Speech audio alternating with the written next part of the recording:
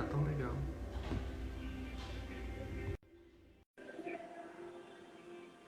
Oi, gente. Vocês estão gostando?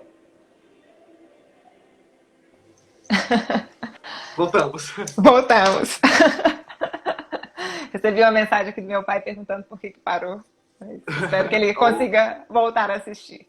olá, pai da professora. Então, o que mais? Próximas perguntas? Professora, é o seguinte. é, eu tenho um probleminha, né? Eu tenho ansiedade, Uhum, né? Muita ansiedade. Então eu acho que isso pode me atrapalhar um pouco, atrapalhar a preparar a peça ou uhum, até tocar em público, né? Então assim, uhum. quando eu pego uma peça, eu já quero aprender ela toda num dia. Isso é um problema, Exato. né? Sim, Por com conta dessa certeza. ansiedade, porque eu quero logo chegar no fim do meu. Eu quero chegar no meu ideal, né? Que é tocar Sim. a peça rápido, logo no andamento certo, com as nuances certas e etc. A senhora acha que essa questão da ansiedade ou essa questão do psicológico humano, ele atrapalha muito sobre essa questão da motivação, desmotivação humana em relação ao piano e como a gente poderia trabalhar isso, Sim. né, nesse ponto? Antes de falar a respeito da sua pergunta, não precisa responder se não quiser, mas é só uma reflexão assim que eu quero trazer. Tá. Se eu te perguntasse, não precisa responder se não quiser, mas para você mesmo. Assim, se eu te perguntasse na lata, por que você tem ansiedade? Por que você quer tanto que a peça seja preparada agora? Você saberia responder essa pergunta? Olha, na minha opinião, né, para mim, digamos que é uma realização pessoal. Hum, Então, assim, eu peguei o 10-4, né? Vamos colocar ele. 10-4. Então, caraca, é uma peça que eu tenho um apreço muito grande, que eu gosto muito dela. sim. Então, eu peguei essa peça, exemplo, ontem. Então, para Uhum, mim, quanto mais rápido eu conseguir preparar essa peça, eu vou ficar tão bem comigo. Então, eu vou ficar tão feliz que aí, para mim, eu consegui conquistar o mundo, digamos assim. Ou, entendi. digamos a outra, balada. Né? Uhum, Eu estava conversando com a senhora sobre o meu repertório. A sim. balada de Chopin. Então, assim, é uma peça que toda vez que eu ouço, eu choro horrores parecendo uma criança. Então Sim. eu tenho essa de, eu peguei um trecho, eu preciso preparar essa peça, esse trecho da peça, tipo, hoje, porque senão Uhum, eu vou ficar descontente, eu vou ficar me depreciando tá. e mais ou menos isso. Aí, Entendi. digamos que eu tenho essas metinhas e quando eu Uhum. não consigo alcançar essas pequenas metas que eu faço, eu fico, o piano não é pra mim. Ai, meu Deus, que ódio, que coisa. Aí eu fico muito down, muito introspectivo. Aí eu levo pra minha terapeuta, que me ajuda. Ela, tadinha, deve estar ficando louca junto comigo. Então, eu vou arriscar dizer que você sente tristeza com muito mais frequência do que você gostaria. Sim. Porque se eu te fazer uma pergunta seguinte, vou te levar aqui de frente para o Everest e a gente vai se colocar como missão subir o Everest. Mas aí você só vai ficar feliz lá em cima. Então a gente vai subir o mais rápido possível o Everest para chegar logo lá em cima, porque você só vai ser feliz quando você chegar lá no topo do Everest. Você concorda comigo que é uma coisa virtualmente impossível de se fazer? Concordo. Pois é. Então, isso é eu tô te falando isso com essa liberdade, porque são Sim. coisas que eu mesma já passei, como eu te disse.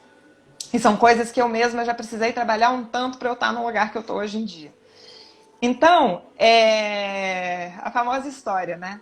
A pessoa que ela tá focando em chegar logo no topo da montanha, ela tá sujeita a perder todo o caminho, todo o trajeto, cada flor, cada rochedo, cada árvore. E de repente o legal é justamente a gente subir. É o caminho, é o, processo, o movimento de estar subindo, de repente estar acompanhado de outra pessoa, de repente a gente sentar num rochedo e observar a evolução, né, da paisagem, como que as coisas vão se desenvolvendo. Então, de novo, é a gente trazer para mais perto da gente. Será que eu estou tentando dar um passo que é maior do que as minhas pernas? É como eu estou te falando, você está lidando com um repertório que é um repertório de peso. E eu não sei como é que é a sua história, eu posso dizer pela minha. Quando eu comecei a lidar com repertório de peso, eu ainda não tinha formação para aquilo. Eu estava criando as condições para eu chegar naquele repertório naquele momento. Então, como que eu ia querer ter a mesma interação com aquelas peças que um cara que estuda na Rússia, que tem 3 horas, 4 horas de aula por dia, desde que ele nasceu, tem? A gente precisa saber o seguinte, quando a gente quer tocar uma peça, dentro disso que você falou, eu acho que está muito mais ligado justamente à significância, ao nosso lugar de importância diante das pessoas. Porque, por exemplo, se eu virar para você e falar assim, pois é, Felipe, eu preparei a Sonata 3 de Prokofiev em tantos dias, em 5 dias. Eu sei que isso vai causar um efeito na pessoa, que, caraca, a Marina é top, hein? Ela preparou a Sonata 3 de Prokofiev em 3 dias ou 5 dias. Caramba, ela deve ser uma gênia. É isso que a gente está provocando nas pessoas. Só que será que isso está baseado na realidade? Será que é isso que me faz ser feliz de fato? Porque tá cheio de gente, por exemplo, que tem carreiras estratosféricas, né, como eu digo, que estão aí acabando com a vida, né? Usando drogas, se afundando mesmo. Porque a pessoa não está conectada com a essência dela. Então, assim, como eu estou te falando, eu já tinha uma experiência quando eu comecei a estudar o 10-4 e levei 1 ano para preparar. Eu sei que tem gente que vai vir, provavelmente, das pessoas que você vai entrevistar, que prepararam 1 semana. É a história delas. A minha é essa. Eu levei 1 ano para tocar bem. E ainda assim, é uma peça que até hoje eu às vezes me sinto insegura quando eu vou tocar ou quando eu vou estudar. Então, eu vejo o seguinte, você falando da ansiedade, né? A gente precisa saber o que está por trás da ansiedade. Então, por exemplo, eu te contei a minha história, né? Que eu, graças a Deus, tenho, assim, a sorte, posso dizer assim, de ter pais e uma família que me deu sempre muito apoio. O meu irmão mais velho, quando eu comecei a estudar piano, ele tocava violino. Então eu tive realmente uma sorte de ter ele que estudava comigo, junto comigo, me ensinou um tanto de coisa, me ensinava a estudar, ficava ali pegando no meu pé. Eu nem gostava sempre quando eu era criança, mas hoje em dia eu reconheço o tanto que me trouxe de coisas boas, né? Se eu estou hoje em dia, é porque alguém ficou ali junto comigo, segurando o barco junto comigo quando eu era criança. Mas, dentro disso tudo, eu tinha alguns pensamentos de ansiedade ligados a isso que você está falando. Eu achava que se eu preparasse a coisa de determinada maneira, se eu tocasse de uma determinada maneira, eu ia ser mais admirada pelas pessoas que eu gostava. Então, você vê, eu peguei uma coisa que é positiva, que é o carinho e a atenção que os meus pais e minha família sempre me deu, e transformei num objeto de ansiedade. Porque eu achava que se eu não fizesse o tanto que eu projetava que eles queriam de mim, eles não iam gostar de mim. E aí o dia que eu entendi que eu não preciso disso para eles gostarem de mim, porque o meu valor ele não está atrelado ao que eu consigo ou deixo de conseguir fazer nesse sentido, mas ele está atrelado a quem eu sou, a pessoa que eu sou, a amiga que eu sou, a filha que eu sou, o ser humano que eu sou. Essa ansiedade, essa daí, ela foi embora. Aquela lá, ela foi embora, deixou de existir. É sujeito a ter outras. Por exemplo, eu atualmente estou ansiosa porque eu tô com uma quantidade muito grande de coisas para fazer e tô aprendendo aqui, às vezes, a fazer malabarismo dentro do tempo para eu, pra eu conseguir dar conta de tudo. Então, assim, quando a pessoa vai para o palco, interessa pra gente, enquanto público, se ela aprendeu a peça em 3 dias ou se ela aprendeu em 10 anos? Sinceramente. Você pega, assim, 2 pessoas, vão tocar a Sonata 3, ou 10, ou 7, ou sei lá qual, de Prokofiev. Aí eu escuto o pianista A, escuto o pianista B. O pianista B preparou em 3 dias. O pianista A levou 16 anos para tocar. Se ambos tocarem bem, eu não tô nem aí para qual preparou primeiro. A minha experiência é ali naquele momento. Eu tô querendo escutar, querendo ter um compartilhamento de uma experiência. Entende? Agora, às vezes acontece que o pianista, nem sempre, tá? Não estou estabelecendo porque isso realmente não é verdade. Mas acontece que o pianista que levou 16 anos para preparar aquela peça teve uma vivência tão interna e tão atrelada à própria vida dele que aquele conteúdo é possível que ele venha assim com bem mais densidade e com bem mais interesse que talvez me toque mais do que o que preparou em 3 dias. Porque ele viveu de fato aquela música. E a história dele está embebida ali dentro da história da música também na vida dele, você entende? Então, por exemplo, eu vejo que na minha história, né, eu, como te digo, eu tenho facilidade para algumas coisas, eu tenho uma natureza física que eu, por exemplo, tenho muita facilidade de tocar coisas digitais, Mozart, coisas que tem esse tipo de toque, assim. Mas, por exemplo, tive muita dificuldade com justamente acordes, com oitavas, com coisas assim mais densas, mais corpulentas, vamos colocar assim, né? Uhum. E eu precisei trabalhar muito. Assim, pra você ter noção, para eu conseguir fazer um acorde completo de quatro notas, eu passei alguns meses da minha vida em Paris trabalhando para eu aprender a ter forma nos dedos, porque os meus dedos eles quebravam, eles não eram quebravam no sentido, né, não vou saber mostrar aqui, mas exatamente. E rapaz, o tempo que eu levei. E ainda é desafios para mim algumas coisas. Mas o que eu já tive de feedback de algumas dessas peças que eu toquei para as pessoas, porque as pessoas não estão nem aí interessadas, aprendi de cabeça para baixo, de costas, etc. Elas estão querendo ter uma experiência, estão querendo que algo fale ao coração delas, né? E eu vejo que as dificuldades todas que eu passei, que não foram poucas, hoje em dia são qualidades que eu tenho para compartilhar com as pessoas. Então, por exemplo, às vezes é sujeito um pianista que tem muita facilidade ser um péssimo professor. Também não estou falando que é sempre assim, mas é sujeito. Porque ele tem tanta facilidade que ele tem dificuldade de imaginar que uma outra pessoa possa ter dificuldade naquele assunto.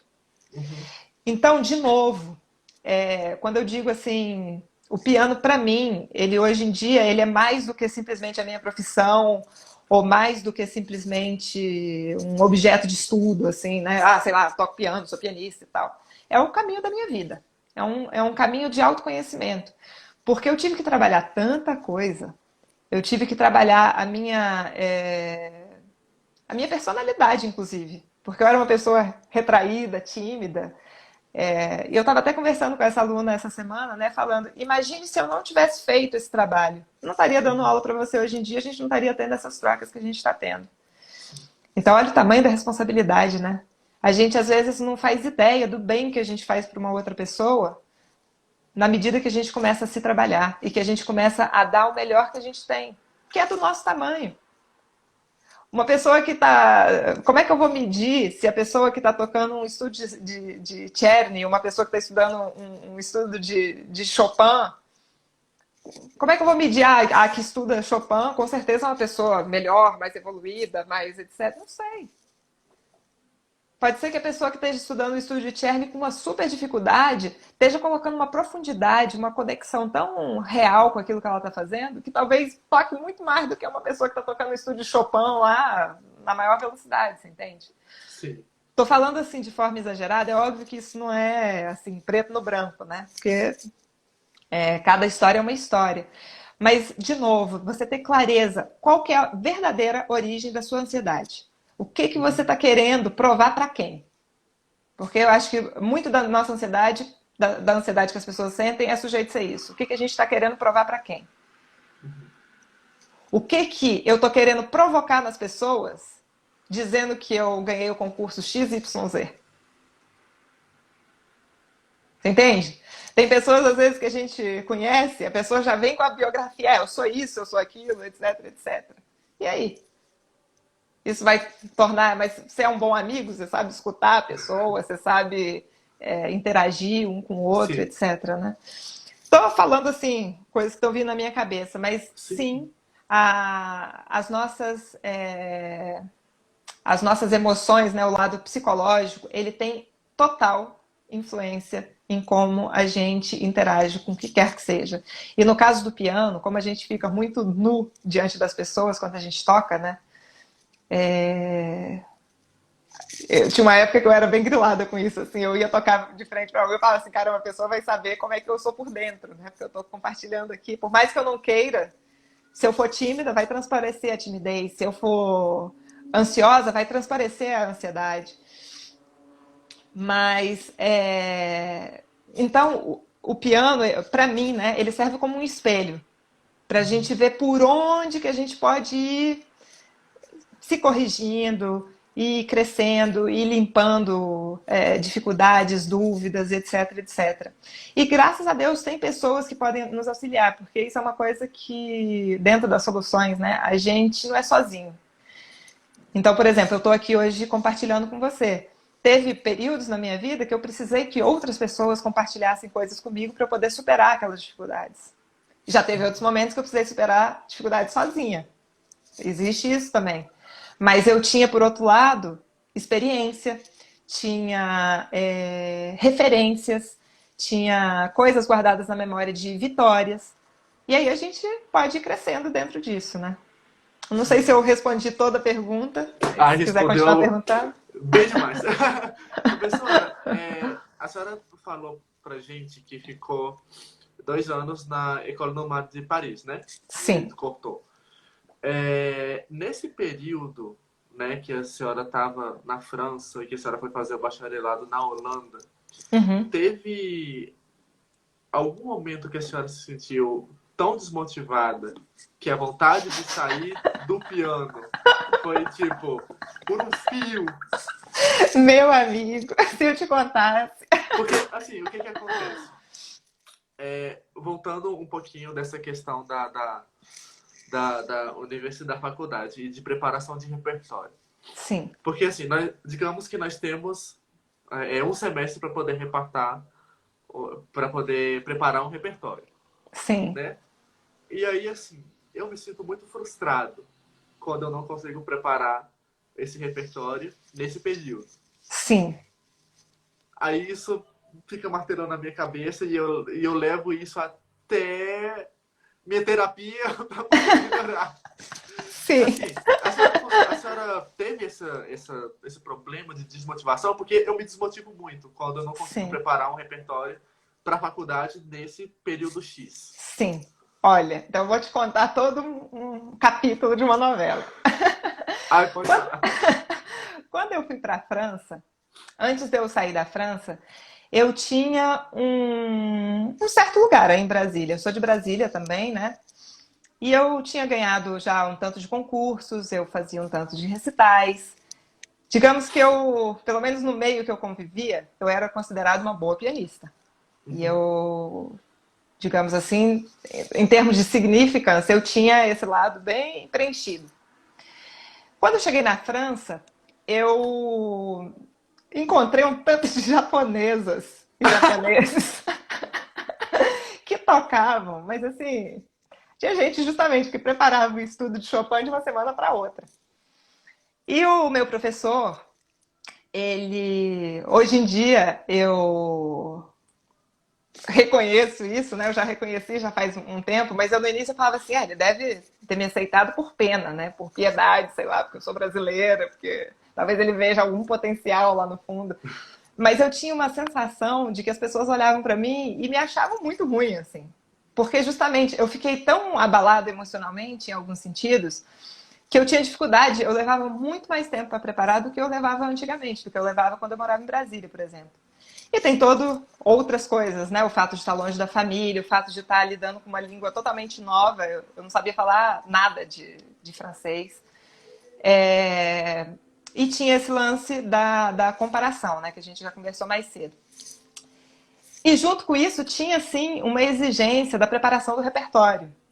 Então, assim, era um repertório, de repente, super puxado. E tinha que trabalhar para poder conseguir.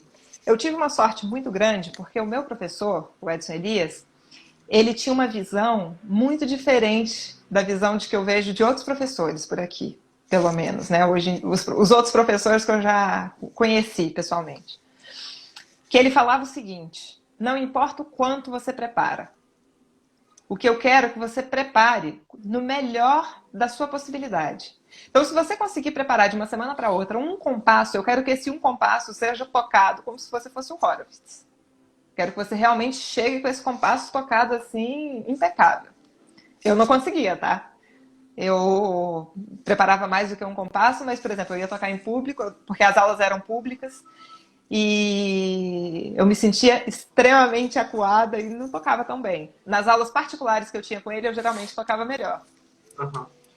E só um pequeno parênteses, teve uma coisa muito engraçada que aconteceu. Na época eu estava tocando Festa no Sertão do Vila Lobos. E o Edson, ele fazia umas atividades em grupo para a gente trabalhar escuta, para a gente trabalhar técnica, ritmo, várias coisas. E ele pediu para eu tocar o Festa no Sertão. E eu toquei, e no final o pessoal assim aplaudiu longamente. E você sabe o que aconteceu? Eu me senti extremamente envergonhada, porque na minha cabeça eu achava que ele estava me aplaudindo por pena. Porque eu achava que eu era muito ruim e o Edson tinha criado aquela dinâmica para eu, de alguma forma, ficar em evidência com um repertório que era teoricamente mais fácil do que o que eles estavam tocando. E fiquei me sentindo, a palavra é essa mesmo, fiquei me sentindo humilhada na época. Anos depois, eu fui descobrir que todas aquelas japonesas que eu achava que eram deusas na Terra me admiravam. E o sonho delas era tocar como eu tocava. Eu reencontrei uma japonesa, uma amiga, recentemente, e ela estava tocando exatamente o mesmo repertório que eu tinha tocado na época. Aí eu falei, eu já toquei essa peça, eu já toquei essa, já toquei essa. Ela, eu sei, eu tô tocando por causa de você mesmo, porque eu te escutei na época e eu tinha sonho de tocar, e agora eu tô conseguindo tocar. Aí eu falei, meu amigo, eu passei anos pensando uma coisa a meu respeito, e hoje em dia eu tô vendo que não era nada daquilo, né? Mas então eu me colocava tanta pressão, mas tanta pressão, que eu tive momentos de achar que eu não ia conseguir. De pensar assim, eu vou desistir, vou voltar para casa, não foi feita para o piano, etc, etc. A sorte, como eu te disse, é que o meu professor, ele tinha muita sabedoria e ele tinha uma maneira de orientar que era muito positiva. Então ele conseguiu, por outro lado, me salvar daquela situação que eu estava vivendo. E a maneira como eu vejo que a gente pode sair da emboscada, né? É a gente fazendo isso tudo que a gente está conversando. É a gente focar. Vamos parte por parte. Porque se a gente quiser resolver tudo de uma vez só, aí não vai conseguir. E não só não vai conseguir, como vai se embananar ainda mais. Então, por exemplo, você tem um repertório que é difícil. Não é um repertório fácil. Você precisa realmente conseguir encontrar metas factíveis para o que você está fazendo. Por exemplo, desculpa, mas preparar o 10-4 em 2 semanas, você não vai conseguir. E você vai ficar frustrado. Mas, de repente, você pode, por exemplo, ir parte por parte. Eu gosto de pensar no estudo dividido em 3 partes. É interessante que várias coisas que a gente está falando eu categorizo em 3 partes, né? Mas eu vejo assim, que existe o trabalho investigativo, que então é um momento no qual você vai realmente investigar a peça. Você está ali ainda tateando por onde que você vai trabalhar, por onde você vai construir a sua estratégia de ataque, né? Vamos colocar assim.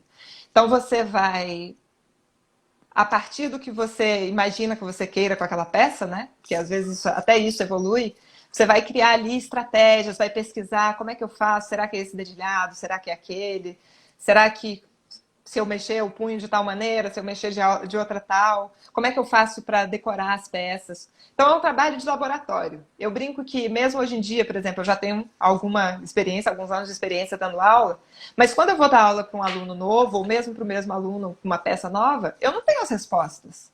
Eu não sei o que ele precisa para ele resolver uma passagem tecnicamente. A gente está ali juntos pesquisando, eu descubro na hora. Porque às vezes eu acho que é um caminho e vai se revelar outro. Então a gente precisa estar com esse lado da criatividade ativado. De novo, variedade, né? Uma vez que a gente tem a estratégia, então, por exemplo, beleza, dentro das minhas capacidades hoje, o que eu posso fazer para daqui uma semana? De repente, será que eu tenho capacidade de decorar a peça? Não sei, vamos ver. Então, vamos colocar, digamos que eu vou ter como objetivo que no final dessa semana eu tenha essa peça inteira decorada.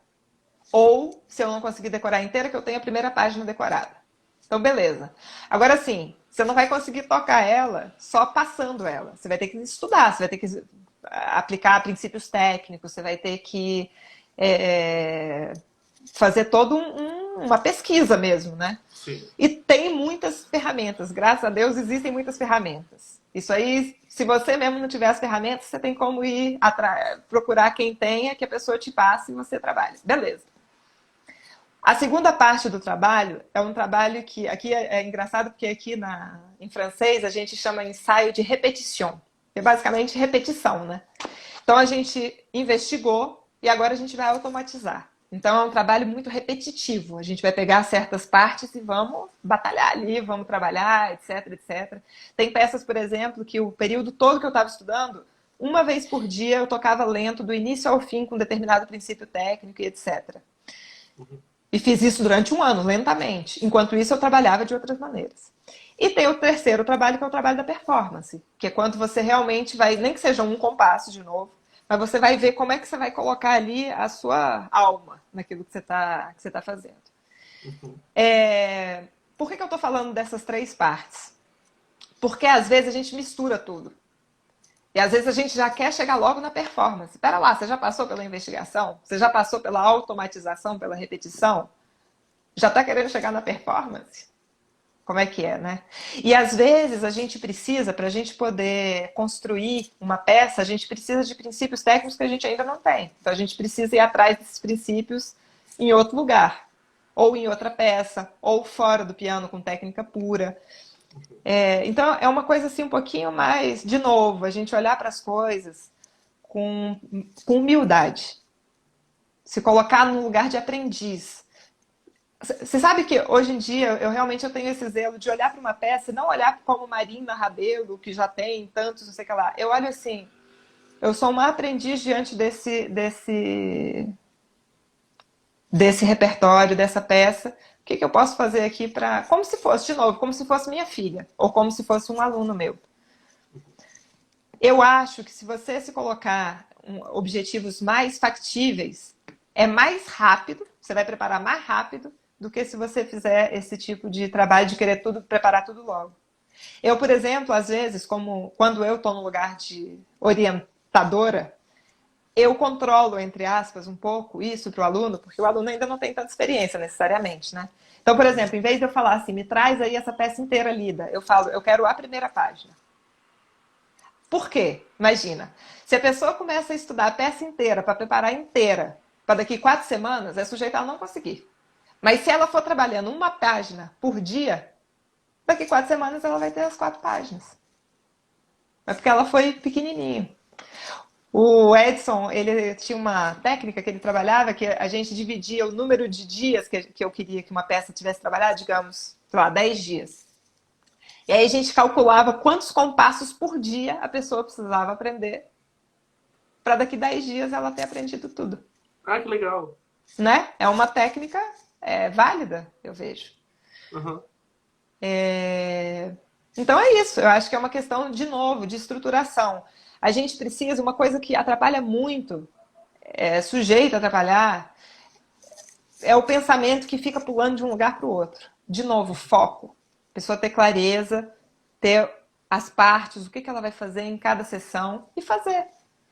Porque é mais fácil. Aí a gente entra de novo na segurança. Se eu sei que hoje eu só tenho que estudar 10 compassos, eu não vou ficar ansiosa, porque 10 compassos é uma coisa cabível na minha história e no dia de hoje. Sim. Entende? Então é uma questão de planejamento. E, de novo, se você tem alguma outra área da sua vida na qual você se sucede bem, seja em qual área for, na área pessoal, algum hobby, alguma coisa assim, busca ver o que te faz ser bom naquela área. E aí você pega aqueles princípios e traz para dentro do piano. Uhum. Eu, por exemplo, te falo que eu gostava, eu cheguei a pensar ser jogadora de futebol, porque eu gostava muito e tive ótimos treinadores de natação também, cheguei a treinar em pré-equipe, essas coisas. E para mim, como não tinha o peso de uma escolha de vida, né? Natação não era minha escolha de vida, nem futebol, era o piano. Eu aprendi muito, mas muito mesmo com essas outras áreas. E aí eu comecei a entender, peraí, na natação isso funciona, será que não vai funcionar no piano? Claro que vai. E aí a gente vai se comunicando, né? A vida é uma coisa ampla. Ai, que incrível. Professor, olha, depois de eu ter me exposto aqui toda a minha vida, mas eu acho que assim, eu me expus justamente porque eu acredito que muitas pessoas, né, muitos alunos assistem as lives. Então, Uhum. assim, talvez alguma coisa que eu tenha falado pode cair, Tomara. tipo, na cabeça deles. Mas, enfim, agora eu vou separar um pouquinho de tempo para as pessoas começarem a fazer perguntas para a senhora poder responder umas 3 ou 4 perguntas, de acordo Sim, com o que nós conversamos. Então, gente, por perfeito. favor, já comecem a fazer perguntas. Nossa, professora, e eu tô achando essa live, eu tô me sentindo na minha terapia. Meu Deus. Até falaram assim, gente, ela é terapeuta?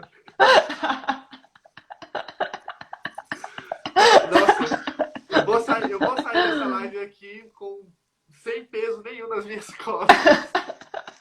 Aí vai bastar cultivar, porque é como a gente estava falando, né? A gente está com a semente, com algumas ferramentas, com as ideias da estratégia. Só que aí o grande lance é o cultivo que a gente faz. Porque isso tudo, se a gente não pratica todos os dias. Você sabe que dentro desses princípios, um aprendizado assim que eu recebi também de um grande amigo, eu vejo que tem duas coisas que podem assim ser verdadeiras salvações nas nossas vidas. Que é a gente ter a constância nos deveres, Uhum. a gente realmente saber o que a gente deve fazer e fazer, ter uma constância, que seja um hábito, que seja uma coisa diária. E a gente tem uma prática fiel. E o que é essa prática fiel? É a gente ser fiel aos nossos princípios, aos nossos valores, a gente ter equilíbrio na nossa vida, você entende? E eu Uhum. falo isso porque é uma coisa que eu venho buscando. E dentro disso, eu, por exemplo, nessa relação com o piano, eu imagino que eu não seja a única pianista que vive, que já passou por essa experiência, mas eu conheci já, quanto mais eu conheço as pessoas, e assim, intimamente, no sentido de conversar com elas, mais eu percebo que a gente realmente está no mesmo barco.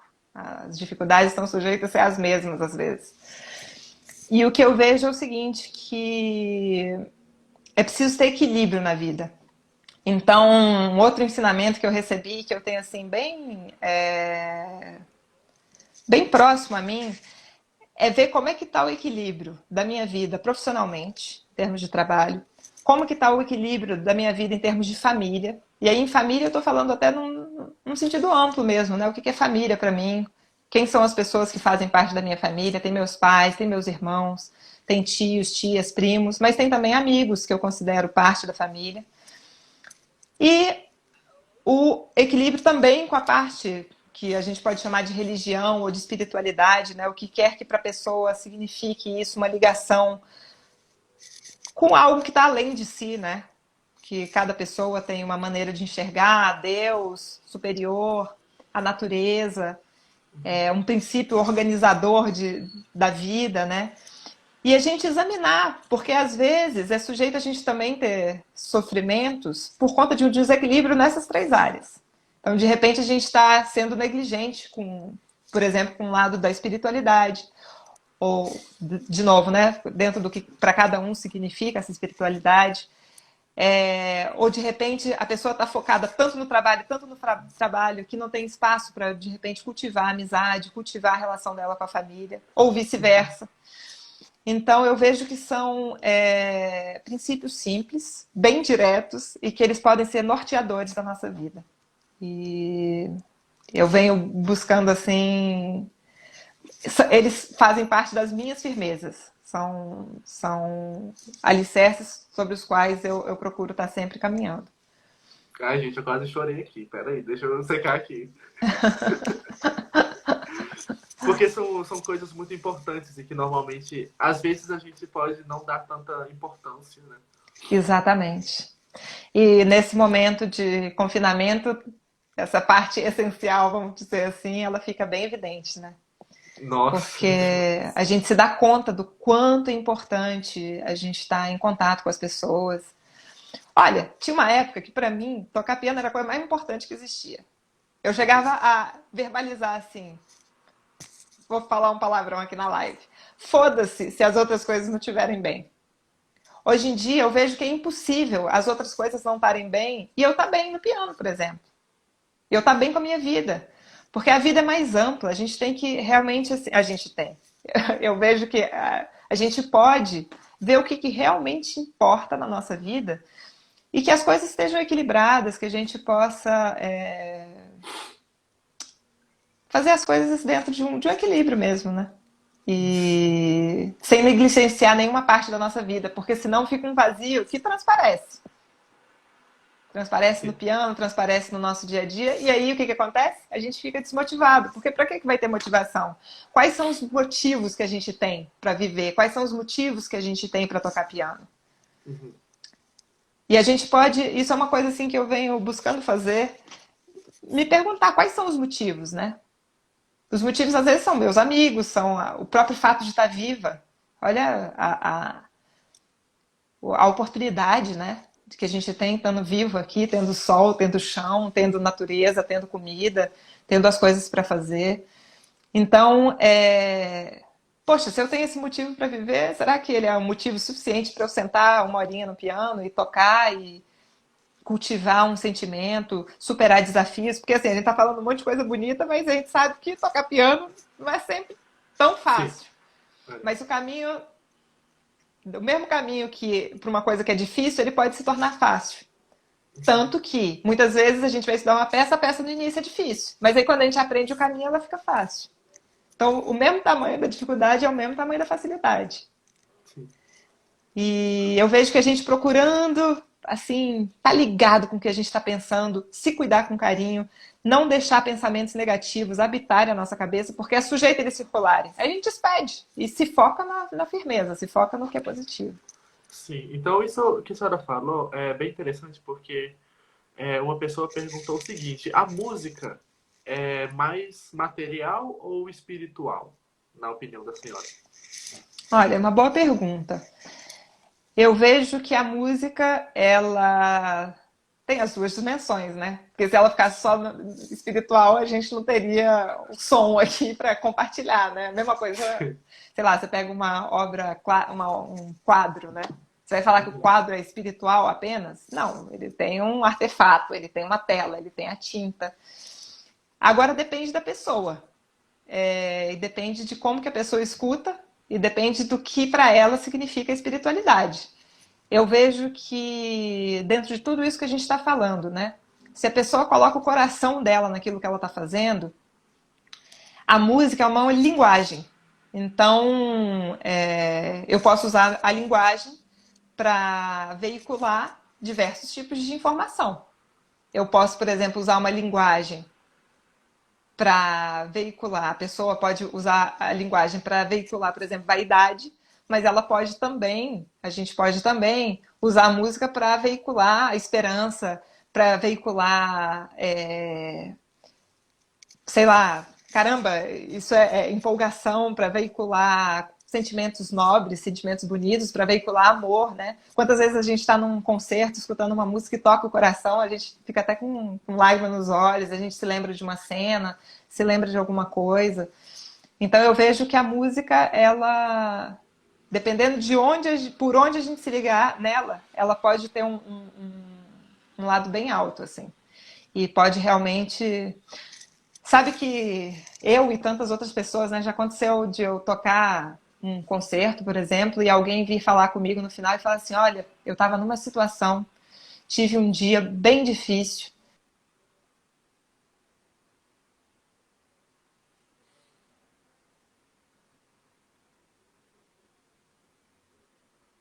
Ai, meu Deus, o que aconteceu?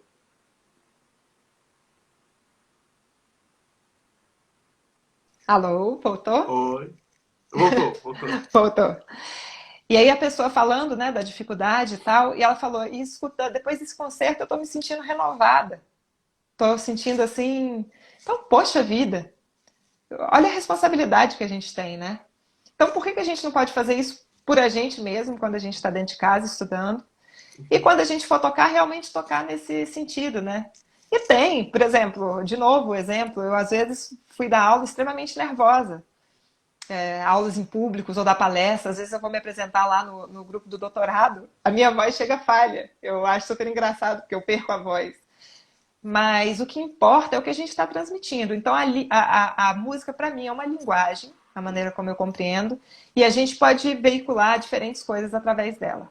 Então, tudo depende de por onde a pessoa está se ligando, a pessoa que está escutando, e de por onde quem está transmitindo também. Né?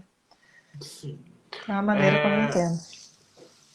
o Estevão, ele perguntou o seguinte, a idade ou o perfil do aluno influencia na forma de estudar? Ou a forma é a mesma para todos? Olha, não existe uma fórmula pronta para todo mundo. Eu não diria que a idade influencia, no sentido de que pode ter, por exemplo, crianças bem pequenininhas que são extremamente soltas e têm uma criatividade, que têm uma maneira de estudar livre, e tem pessoas também de 70, 80 anos que vão ser igualmente livres, e tem pessoas que vão estar no contrário disso, né? Agora, a personalidade eu vejo que sim, que influencia.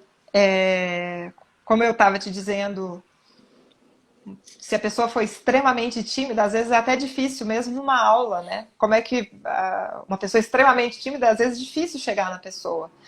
Então, não vejo que seja só a idade e a personalidade que influencia, é tudo. É a história inteira da pessoa que influencia. Porque vai depender de como que ela pensa, de como que é o pensamento dela é mais lento, o pensamento dela é mais rápido, qual é a história física, corporal dela. Ela tem um bom contato com o corpo dela, ela sabe se movimentar de uma forma livre. Eu, por exemplo, quando... Isso ia ser o assunto original da nossa live, né? Essa relação da corporeidade.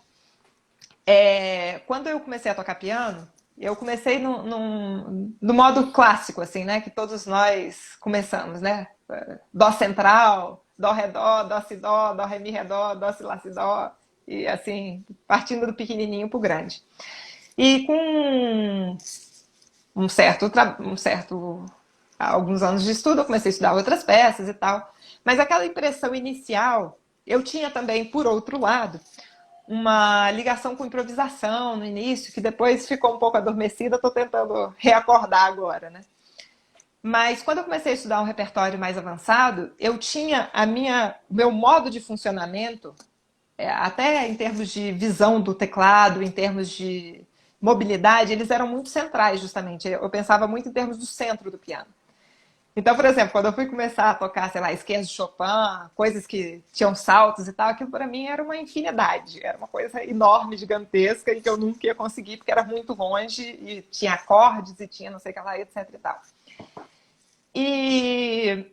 Então, por exemplo, a minha experiência corporal, e a minha experiência corporal com o piano especificamente, me levou a ter certas dificuldades. Mas eu não vou dizer que foi por causa da minha personalidade, foi por causa da minha história. Outras pessoas, por exemplo, eu hoje em dia, até pensando, examinando esses assuntos, né, da corporeidade, eu trabalho muito com as crianças de um jeito que não foi o que eu aprendi. Então eu já começo explorando o piano em todas as direções, fazendo saltos, brincadeiras, fazendo a criança tocar piano em pé, caminhando por todas as teclas. Tem uma relação assim bem ampla com o piano. E aí depois, aos poucos, a gente vai especializando, vamos dizer assim. Mas eu passo de uma corporeidade mais global e mais cotidiana e depois vou especializando para uma corporeidade específica do piano, né? E eu tenho alguns alunos que eles são tão soltos tocando que eu fico assim, caramba, quisera eu ter tido essa infância desse jeito. E quando eles veem uma partitura e tal, eles já vêm de uma forma mais ampla. Então, você vê, de novo, não tem a ver nem com idade, nem com personalidade, mas tem a ver com a história deles. O primeiro contato deles com o piano já foi um contato diferente do que a maneira como eu comecei a estudar, né? Então, eu vejo que tudo influencia.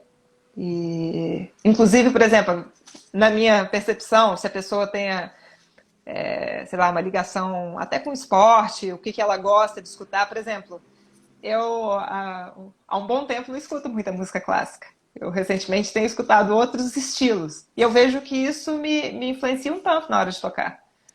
Tem umas coisas assim que eu toco que ficam mais. Eu tenho uma certa apreço por metal, por prog metal, coisas assim. Então eu tenho um, um jeito de tocar que às vezes me chama a atenção, esse lado mais pirotécnico, mais técnico, Que legal. mais né?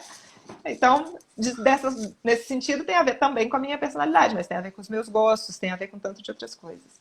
Entendi. Professora, o Breno ele perguntou o seguinte: Marina, e quando a gente precisa preparar muita coisa de uma forma bem rápida, tipo o pianista colaborador, que toca para muitos cantores e instrumentistas, como é no mestrado em Collaborative Piano? Olha, não sei como é que é a sua utilização do tempo atualmente, né? Mas, de novo, falando da minha experiência, hoje em dia, eu penso que quanto mais princípios a pessoa tem na caixinha de ferramentas dela, então, por exemplo, eu, quando criança, não estudava. E mesmo hoje em dia, eu não estudo escala propriamente dita, assim. Mas eu já passei alguns anos da minha vida estudando escalas, arpejos e tal. Esse repertório, ele se tornou vocabulário para mim. Então, por exemplo, hoje em dia, quando eu vou ler uma peça, se tem uma escala, um arpejo de um determinado tipo, aquilo ali é vocabulário para mim. Então, eu não vou perder muito tempo. Eu perdi tempo, entre aspas, né? Eu perdi tempo, não. Eu dediquei tempo para aprender aquele vocabulário, mas uma vez que ele faz parte da minha linguagem, eu vou utilizar ele prontamente. Então, uma sugestão que eu tenho, que talvez, dependendo de como você estuda e do tempo que você tem para estudar, é você observar um padrão ou padrões dentro do repertório que você tem e fazer tipo uma pastinha mesmo, com os repertórios mais frequentes e com os repertórios, sobretudo, que você tem mais dificuldade. Então, digamos que tem um determinado tipo de escala que você tem dificuldade. Você vai tirar 1 hora por dia, ou meia hora, ou 20 minutos, o tempo que você tiver, e vai ficar ali debulhando aquele vocabulário de todas as formas possíveis, por todos os ângulos. Tem um exemplo que eu quero contar, que o meu professor também, o Edson, lá em Paris, ele tinha uma aluna que tocava o estudo de terças de Chopin de uma forma assim que ele falou que foi uma das interpretações mais incríveis que ele já viu. Aí ele foi passar uma sonata de Beethoven que tinha umas terças. Disse que a menina não conseguia tocar terça. Porque ela estudou de um jeito específico a peça e ela não adquiriu aquele vocabulário. Ela só sabia tocar terças no estudo de terças. Ele ficou tão chocado com aquilo que ele falou: olha, a gente precisa entender o piano de uma forma mais ampla. Não dá para você só decorar e automatizar de um jeito que só naquela peça você consegue fazer. Quer dizer, não tem uma transposição de um conhecimento de uma obra para outra. Como é que é isso? Então, eu acho que no caso dos collaborative pianists, é preciso ter uma caixa mesmo de vocabulários. Então, eu te sugiro você dar uma olhada nas peças, assim, de maneira geral, e você separar e transformar isso em exercício. Fazer em todos os tons, estudar de trás para frente, estudar com diversos tipos de ritmo, para isso se tornar um vocabulário, né? É a mesma coisa que língua. Por exemplo, quando eu comecei a aprender francês, eu só sabia falar Je m'appelle Marina. Era tudo que eu falava. À medida que eu fui aprendendo mais vocabulário, eu posso usar independente da frase que eu decidi. Se aquela palavra fizer parte daquela frase, eu vou colocar. Então, eu acho que essa talvez seja um caminho. Você tirar um tempo, entre aspas, você vai ter menos tempo para trabalhar as peças em si, mas, por outro lado, a longo prazo, você vai ficar mais eficiente, porque aí você vai ter um vocabulário que pode ser transposto a qualquer peça que você for trabalhar. Uhum. Professora, a última pergunta, Adriana Ribas está perguntando: o lidar com o público pode estar dissociado da ansiedade propriamente dita? Como você vê essa relação? Olha, o lidar com o público pode sim, tá ligado com a ansiedade, mas a gente, de novo, precisa entender de onde vem a ansiedade, por onde ela tá vindo para a pessoa. Porque, assim, eu achava que eu tinha ansiedade de tocar piano em público. Uhum. Mas por conta da minha experiência, eu me dei conta de que eu, por exemplo, fico ainda ansiosa para apresentar, seja lá o que for. Então, no doutorado, por exemplo, que, de novo, é um ambiente bem novo para mim, tem pessoas, eles são extremamente exigentes e eu me sinto assim, eu me sinto numa situação de caramba, se eu disser alguma coisa aqui que vai estar deslocada, eu vou apanhar, entre aspas, assim, né? Alô? Falhei um pouco? Oi, Tá tô dando para me ouvindo. escutar? Tá, perfeito. Ah. E então, assim, a gente precisa entender por onde. De novo, a pergunta que eu tinha feito para o Felipe mais cedo. Essa ansiedade está ligada ao que exatamente? É uma ansiedade de medo, por exemplo, de errar, de ter medo de memória, sei lá, de ser menos que os outros. Porque tem algumas coisas que elas vão ter que ser trabalhadas a nível interno mesmo, psicológico. Mas, por exemplo, se a pessoa tem muito medo de ter problema de memória, a solução ela é trabalhar de um jeito que ela saiba, assim, de trás para frente a peça. Vai demorar um tempo, não é imediato. Mas uma vez que ela tiver aquela peça para frente, o exemplo de novo do 10-4, né? Eu, como estava falando, eu fiquei um ano estudando e eu sabia todas as notas. Todas as notas do 10-4. Porque eu trabalhei assim, literalmente, trás para frente, de cima para baixo, de todos os jeitos. E a primeira vez que eu fui tocar assim num evento mais sério, foi um concurso, porque na École Normale não é exame, é concurso. Então algumas pessoas passam, outras não. E aí as que não passam têm que reprovar, né? Tem que fazer o ano de novo. E eu tava tão nervosa que ficava assim um pensamento na minha cabeça falando assim, você vai errar, você vai se perder, você vai errar. E aí ficava um outro falando assim, não, eu sei qual é a próxima nota, não, eu sei qual é a próxima nota, não, eu sei qual é a próxima nota. E eu posso te dizer que não foi uma experiência agradável. Eu saí, inclusive, achando que eu tinha tocado mal. Eu até contei essa história pro Felipe por telefone, que meu professor no final virou e falou assim, olha, tem algumas pessoas que eu tenho certeza que passaram, outras não. E eu fui para casa tendo certeza que eu era a pessoa que não tinha passado. E passei a noite inteira chorando e tal. E aí, no dia seguinte, eu descobri que eu tinha passado com unanimidade. Porque, de fato, eu tinha feito um bom trabalho. Só que a ansiedade estava presente. Então, naquele caso específico, ficou muito claro para mim que o trabalho tinha que ser feito no nível emocional e não só mais das peças, porque em termos das peças estava resolvido. E aí é a gente entender. Uma vez eu estava em público e eu entrei num estado assim de pânico e eu fiquei assim, qual que é a pior coisa que pode acontecer? Porque aí a gente vai logo pro extremo, né? Aí eu pensei, a pior coisa que pode acontecer é eu errar e passar a vergonha da minha vida. Aí eu falei, o que vai acontecer se eu errar e passar a vergonha da minha vida? Nada. Eu vou continuar viva. No máximo as pessoas vão ficar fazendo chacota comigo, vão rir da minha cara. Mas a grande verdade é que minha vida vai continuar e o planeta Terra vai continuar virando. Então, a partir daquele pensamento de levar para o extremo, eu entendi que, pera lá. E aí eu relaxei. Já teve outras situações que eu estava sentindo ansiedade, e aí, tanta ansiedade que eu errei. E aí, quando eu errei, eu falei assim, já que eu errei mesmo, deixa eu tocar livre aqui. E aí, o resto do recital foi uma maravilha. Então, assim, para a gente poder aprofundar mais, teria que ter mais tempo. E, como eu digo assim, aqui a gente está falando de alguns princípios, né? É óbvio que o trabalho diário, ele é bem mais profundo que isso, e ele não é um trabalho linear, porque tem idas e voltas, a gente precisa ver por um ângulo e de repente acha que já resolveu, e aí aparece um outro ângulo que resolveu coisa nenhuma, e aí... Então é isso mesmo, a vida é uma maravilhosa aventura na qual a gente tem que ir se trabalhando, né? Pode ir se trabalhando até chegar onde a gente quer realmente. Sim. Professora, as perguntas acabaram e eu gostaria muito de agradecer a senhora por ter aceitado o meu convite e ter tido paciência comigo. Porque, né, Imagina. essas 2 semanas era para ter sido no domingo passado, né? Isso. Mas aí, né, um outro tema. Eu contei a história e a senhora conseguiu me entender e eu fico muito feliz. E pelo que eu estou vendo aqui nos comentários, as pessoas estão gostando muito e gostaram bastante da live e não ajudou apenas a mim, mas eu tenho certeza que todo mundo que assistiu e eu quero agradecer muito. E falar que, sim, as lives elas vão continuar, mas obviamente não Todos os dias. todos os dias, porque né, eu fiquei louco. É preciso ter tempo para poder 20 integrar, né, os conhecimentos. eu fiz 20 dias de live. Eu fiquei uma semana no período sabático.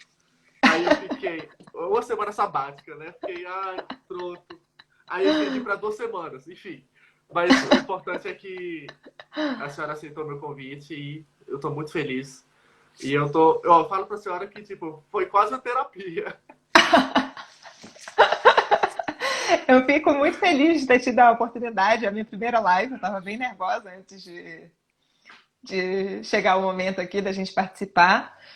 Eu fico feliz de saber que tanto a minha experiência quanto a sua experiência, à medida que a gente está compartilhando com as pessoas, pode ser útil, né? Como aquele exemplo da escada, né? Às vezes uma pessoa que já passou por certas coisas pode dar um auxílio para quem está passando por elas ainda. E eu desejo, assim, sucesso na sua vida, sucesso nos seus estudos.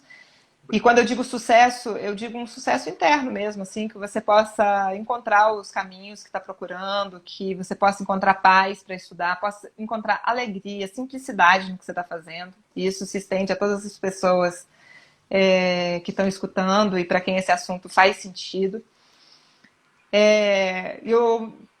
Que eu falei para você também por telefone, que eu estou querendo compartilhar aqui, é que o diferencial que eu vejo no seu canal, pelo menos como potencial, é que aqui as pessoas da música clássica, né, do piano, elas têm a oportunidade de trocar ideias de uma forma mais íntima.